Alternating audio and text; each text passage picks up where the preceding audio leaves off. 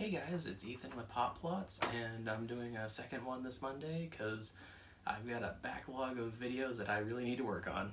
So hopefully you guys will have a bunch of content to check out soon.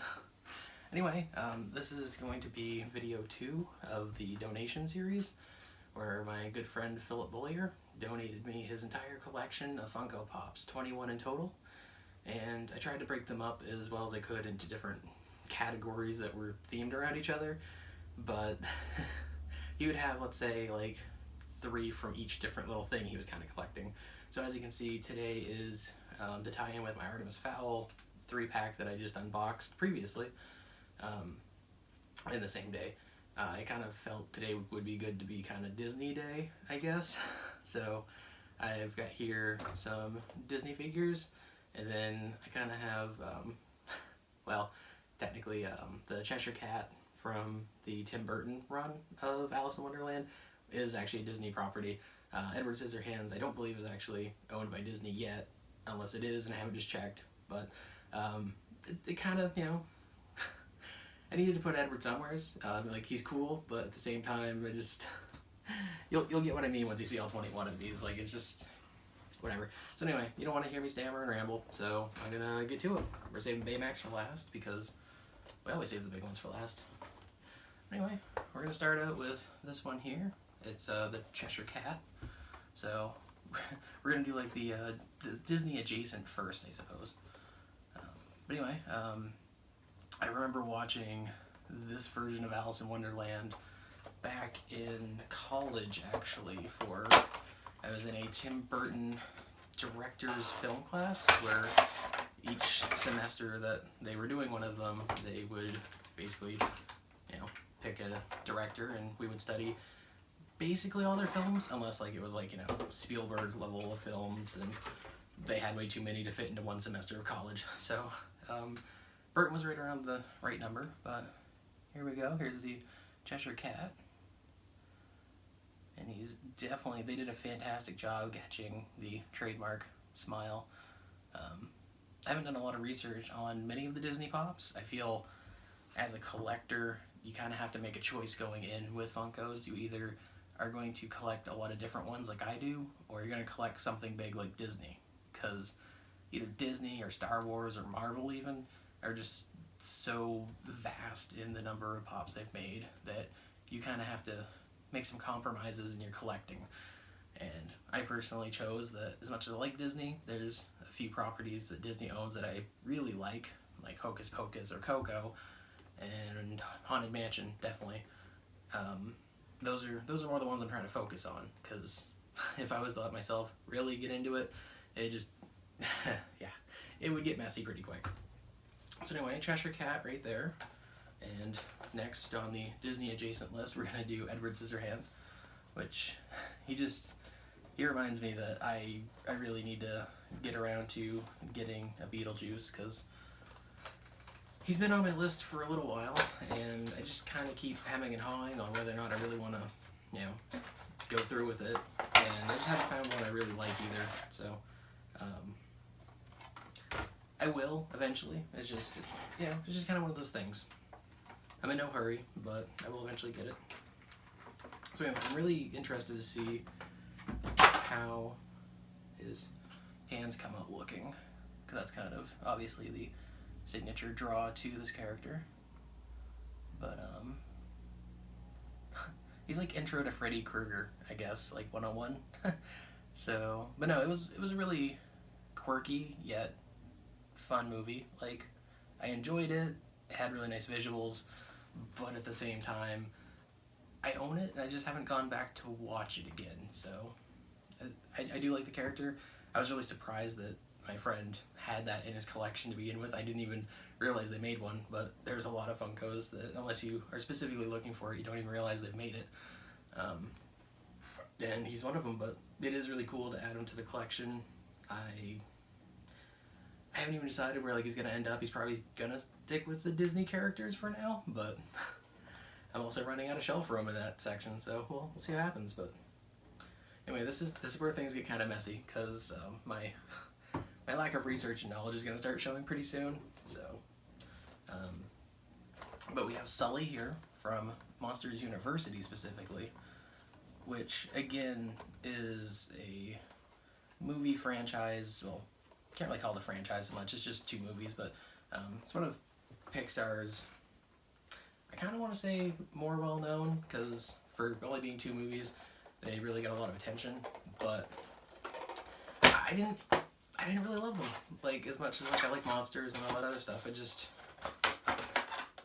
was okay. It wasn't my favorite, Pixar movie, which there's so many good Pixar movies. It's kind of like, it's still a good movie, but oh no, like Iron Man 3 wasn't my favorite of the Marvel Cinematic Universe. It's still not a bad movie. But anyway, you guys can say down in the comments below what you guys think of, Iron Man 3, Monsters University, whatnot. But again, I watched it in college for our Pixar film class, and like I said, it was okay. It didn't really catch my imagination as much as like Toy Story did. Definitely prefer Toy Story. I haven't watched Toy Story 4 yet, but honestly, I thought 3 was just a perfectly good ending. So anyway, here's Sully, which thankfully it is Sully, because Sully and Randall were like the 2 saving graces as far as I'm concerned of those movies. I just didn't like Mike. He was annoying. I'm just gonna keep it at that. But then we're just gonna keep going further down the rabbit hole of things I'm not super familiar with, and this is kind of the epitome of what I was talking about with my friend's collection being super, not random, but I guess selective. We'll go with selective. But it says here his name's Hank, and he's from Finding Dory, which I watched Finding Nemo, but I don't even think Finding Dory was out yet when I was in my Pixar class, or if it was, we just chose not to watch it. I don't know, but Finding Nemo was fine. Finding Dory, it felt like I really didn't need it in my life, so I didn't really get around to it. But he's like a lot shorter. When I pulled him out, I kind of thought there was gonna be like more coming with him, because it was hard to tell in the box. But no, he's like super randomly tiny. He's even, okay, so like in the back, he's even got kind of like the octopus head. I'm pretty sure he's supposed to be an octopus, but I was expecting that to be, kind of like up almost like, I guess, like a rooster or something. I don't know. I'm not a biologist, but I will say, on the bottom, I'll show you guys, they did a really good job of getting, a lot of suction cup sort of detail going on, which I know is like a weird thing to point out, but they could have easily left this as just like a blank flat template, because that's what he's going to be sitting on. But they did do a really good job of making a nice textual representation of how he probably should look.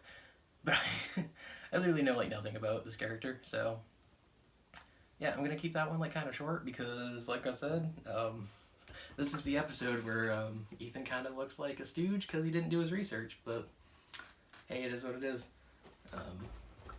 Now this character though, this next one, I know not way more than I should, but I definitely have done my research on this one. This is Baymax, and this is another one of those figures that just was a gem of Phil's collection, and I'm just so thrilled to have it in my collection now, because Big Hero 6 was just one of those like Pixar Disney movies that just it was surprising. Like, you just didn't, you don't think Disney and then think adapted Marvel comic book series that kind of loosely follows the same characters, yet is completely different, yet is better for being different.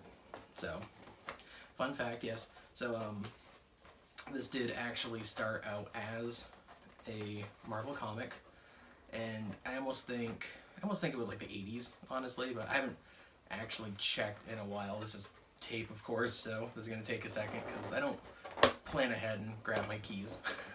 But, no, so, Baymax actually, back in this comic, could turn into a dragon.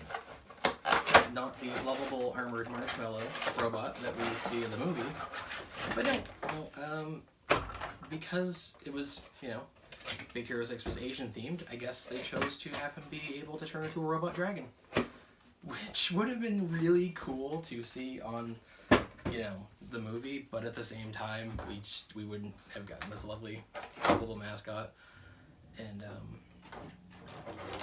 so anyway, now Big Hero 6 was it's just a gem. Like, honestly, it was almost kind of like I don't even remember like the time period now, but around like the same time as Tangled and when Frozen came out, and like they were just all back to back, and it was just like this new, almost like Renaissance period for Disney, where they just had like these really, really good, solid animated movies.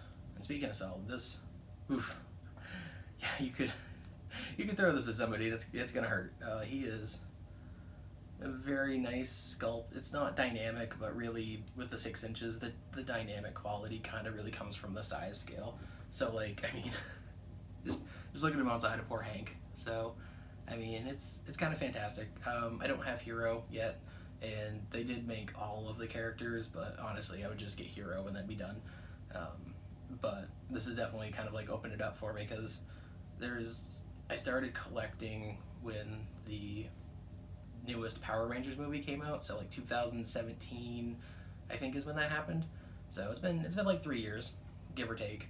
And so I missed a lot of older ones, kind of like Smaug from The Hobbit from the previous video I did, and Baymax definitely was one of them. I was fine with not having a Baymax Funko for a while, because I had, for just another throwback thing, Disney Infinity, I had a figure for that, and that kind of took care of that. But then I kind of got rid of that game because I had to downsize, so I'm glad to have a Baymax back in my collection again. But anyway, I think I went a little long in that episode, but thank you guys so much for staying with me. Again, I hope you guys stay safe, stay happy, and stay healthy. And yeah, till next time, I hope to see you guys again.